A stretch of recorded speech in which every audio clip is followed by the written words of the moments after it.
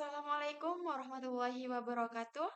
Saya Nuril Wahida Putri dengan NIM 240211000059. Pada kesempatan ini, saya akan mempresentasikan perbandingan penanganan kecelakaan industri pada sektor berisiko tinggi dengan studi kasus di Indonesia dan Australia. Nah, melalui presentasi ini diharapkan kita dapat memahami perbedaan pendekatan penanganan serta pelajaran yang dapat diterapkan untuk meningkatkan keselamatan industri di Indonesia. Baik, di sini saya akan mempresentasikan perbandingan penanganan kecelakaan industri. Saya mengambil kasus PT GNI dari Indonesia dan Longford Gas Explosion dari Australia. Nah, selanjutnya ada pendahuluan. Kecelakaan industri di sektor berisiko tinggi menimbulkan dampak besar bagi pekerja, perusahaan, dan masyarakat. Perbedaan cara penanganan kecelakaan mencerminkan kekuatan sistem keselamatan suatu negara. Oleh karena itu, perbandingan kasus Indonesia dan Australia dilakukan untuk melihat praktik penanganan yang lebih efektif. Industri berisiko tinggi seperti smelter dan pengolahan gas memiliki potensi bahaya yang sangat besar karena melibatkan suhu ekstrim, tekanan tinggi, dan bahan berbahaya. Ketika terjadi kecelakaan, dampaknya tidak hanya dirasakan oleh pekerja, tetapi juga oleh perusahaan dan masyarakat luas. Kecelakaan industri pada umumnya tidak terjadi karena satu kesalahan saja, melainkan akibat kegagalan sistem seperti lemahnya manajemen resiko, kurangnya budaya keselamatan, dan pengawasan yang tidak optimal. Oleh karena itu, cara suatu negara menangani kecelakaan industri menjadi sangat penting karena mencerminkan komitmen terhadap keselamatan kerja. Pada presentasi ini, saya akan membandingkan dua kasus kecelakaan industri, yaitu kasus di Indonesia dan kasus di Australia. Tujuannya adalah untuk melihat perbedaan proses penanganan yang dilakukan serta mengambil pelajaran yang dapat diterapkan untuk meningkatkan sistem keselamatan industri di Indonesia. Selanjutnya kronologi kasus Indonesia yaitu PT GNI. Yang pertama terjadi di kawasan industri Morowali Utara, aktivitas peleburan nikel atau smelter, ledakan tungku disertai kebakaran menyebabkan korban jiwa dan luka.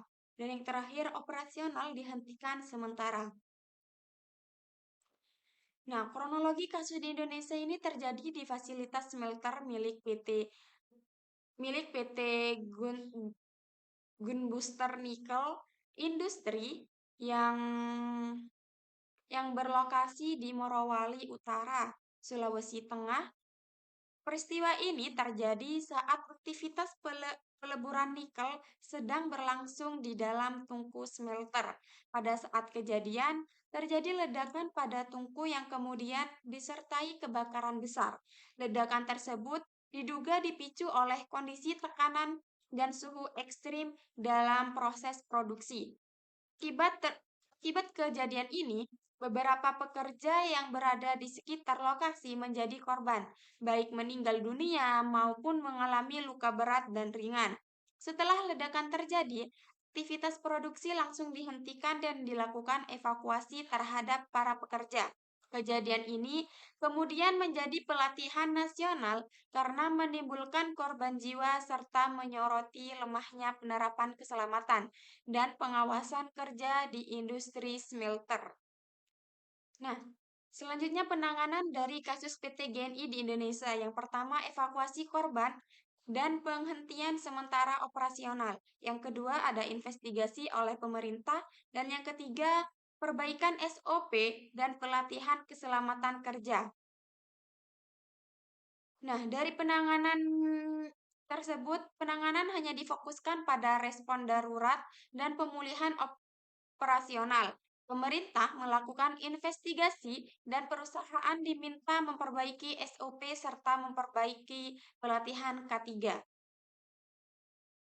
Nah, selanjutnya kronologi kasus Australia, yaitu Longford Gas Explosion. Yang pertama terjadi di fasilitas gas Longford Dioperasikan oleh ISO Australia, gangguan proses pada unit pemasaran gas, terjadi kebocoran dan ledakan, menyebabkan korban jiwa dan krisis pasokan gas. Nah, kronologi kasus Australia terjadi pada tahun 1998 di fasilitas pengolahan gas Longford yang dioperasikan oleh ISO Australia. Nah, fasilitas ini merupakan pemasok utama gas alam bagi negara bagian Victoria. Kejadian bermula ketika terjadi gangguan pada salah satu unit prosesan gas, khususnya pada peralatan penukar panas. Gangguan ini menyebabkan penurunan suhu yang ekstrim sehingga menimbulkan kebocoran hidrokarbon. Nah, gas yang bocor kemudian tersulut dan menyebabkan ledakan serta kebakaran besar. Akibat ledakan tersebut, 2 pekerja meninggal dunia dan beberapa lainnya mengalami luka-luka. Selain itu, pasokan gas ke wilayah Victoria terhenti hampir sepenuhnya selama beberapa hari, yang berdampak besar pada aktivitas industri dan kehidupan masyarakat.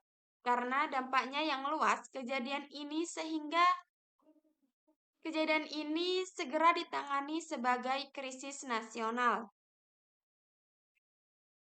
Selanjutnya penanganan kasus dari Longford Gas Explosion. Yang pertama, pembentukan Royal Commission Independent. Yang kedua, penjatuhan sanksi hukum. Dan yang ketiga, reformasi sistem keselamatan industri. Nah, pemerintah Australia membentuk Royal Commission untuk menyelidiki secara mendalam hingga ke sistem manajemen dan budaya organisasi, bukan hanya aspek teknis. Selanjutnya ada analisis perbandingan penanganan kasus. Di Indonesia itu reaktif dan berorientasi pemulihan, di Australia sistematik dan berorientasi pencegahan. Perbedaan pada kedalaman investigasi. Dampak penanganan berbeda jangka panjang. Dianalisis lebih dalam, terdapat perbedaan yang cukup jelas dalam proses penanganan kecelakaan industri antara kasus di Indonesia dan Australia. Pada kasus Indonesia, penanganan lebih bersifat reaktif, yaitu fokus pada tindakan setelah kecelakaan terjadi. Pemerintah dan perusahaan menekankan pada penghentian sementara operasional, evakuasi korban, investigasi, serta perbaikan SOP dan pelatihan keselamatan. Pendekatan ini bertujuan untuk memulihkan kondisi dan memenuhi kewajiban regulasi, namun belum sepenuhnya menyentuh akar masalah sistematik seperti budaya keselamatan dan manajemen resiko proses.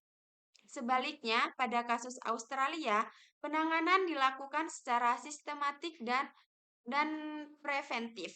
Pemerintah membentuk investigasi independen yang tidak hanya menelusuri penyebab teknis, tetapi juga kegagalan manajemen, kompetensi sumber daya manusia, dan budaya organisasi di perusahaan yang dioperasikan oleh ISO Australia. Hasil investigasi tersebut kemudian digunakan sebagai dasar perubahan regulasi keselamatan industri secara nasional.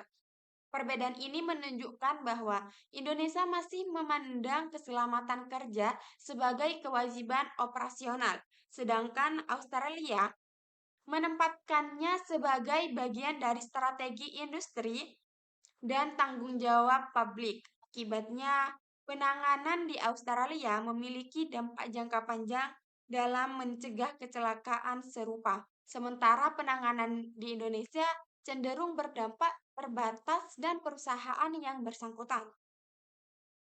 Nah, di sini ada perbandingan inti. Fokus Indonesia itu pasca kejadian, sementara Australia itu pembelajaran sistem. Indonesia itu lingkup perusahaan dan Australia lingkup nasional. Nah, intinya ini perbedaan penanganan ini terletak pada fokusnya. Indonesia lebih menitikberatkan pada penyelesaian masalah setelah kejadian, sedangkan Australia menggunakan kecelakaan sebagai sarana pembelajaran sistematik. Oleh karena itu, penanganan Australia dinilai lebih efektif dalam jangka panjang. Berdasarkan analisis perbandingan tersebut, dapat disimpulkan bahwa penanganan kecelakaan industri yang efektif adalah penanganan yang tidak hanya menyelesaikan dampak kejadian, tetapi juga mampu memperbaiki sistem secara menyeluruh. Dalam hal ini, penanganan kasus Australia dapat menjadi pembelajaran penting bagi Indonesia. Perbedaan penanganan menunjukkan bahwa keselamatan kerja bukan hanya soal kepatuhan, tetapi soal bagaimana sistem belajar dari kegagalan. Selanjutnya, rekomendasi kebijakan untuk Indonesia. Yang pertama, pendekatan keselamatan berbasis pencegahan.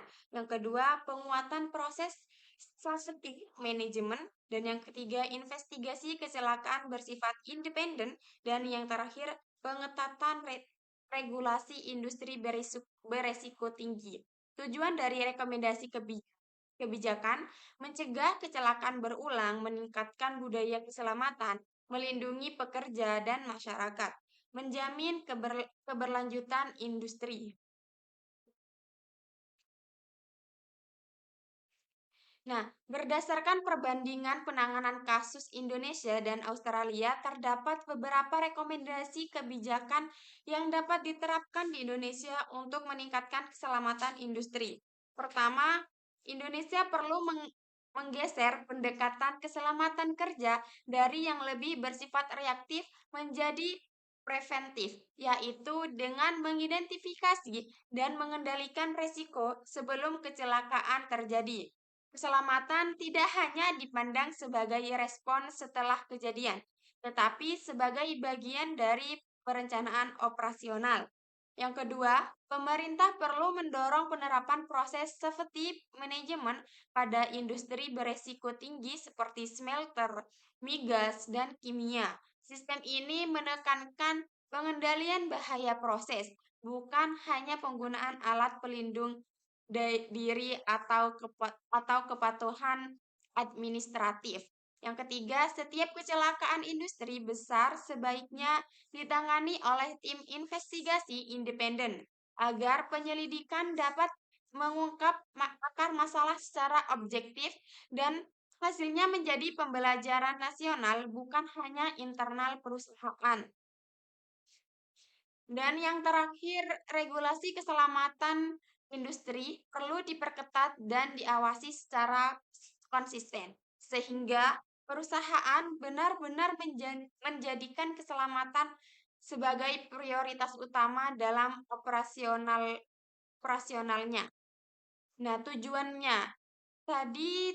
dari rekomendasi kebijakan ini adalah untuk mencegah terulangnya kecelakaan serupa, meningkatkan budaya keselamatan kerja, melindungi pekerja dan masyarakat, serta memastikan keberlanjutan industri nasional dalam jangka panjang.